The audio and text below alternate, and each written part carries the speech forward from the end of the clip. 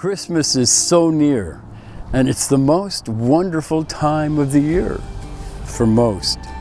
Every year at this time, we at Living Waters have always had those in our hearts that are in crisis and may not have the means to buy toys for their children or have a turkey dinner for their family.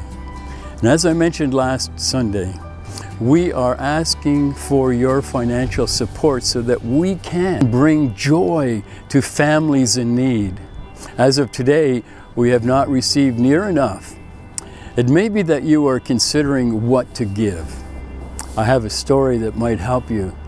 It happened after a pastor had made an appeal in his church for donations for their Christmas outreach to the less fortunate. And after the service, a woman, member of the church, came to him and handed him a check for $50, asking at the same time if the gift was satisfactory. And the pastor immediately replied, "If it represents you." And there was a moment of soul-searching thought by the woman, and she asked to have the check back.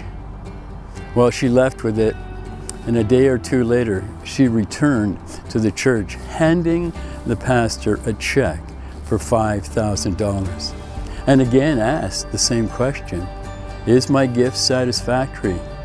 The pastor gave the same answer as before, "If it represents you." As before, the woman paused in deep thought, and after a few moments, she took back the check and left. Later in that week, she came again with a check. This time it was for $50,000.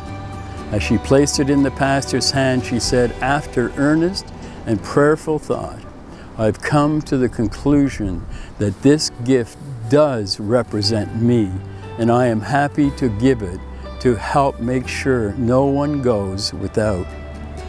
Wow. Does your giving represent you? In other words, does it represent how God has blessed and enabled you to give?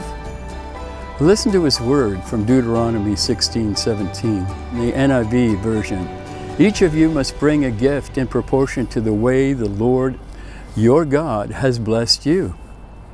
And there is no greater joy in knowing that the families you give to, folks, will share in the joy you and your family will have on Christmas Day.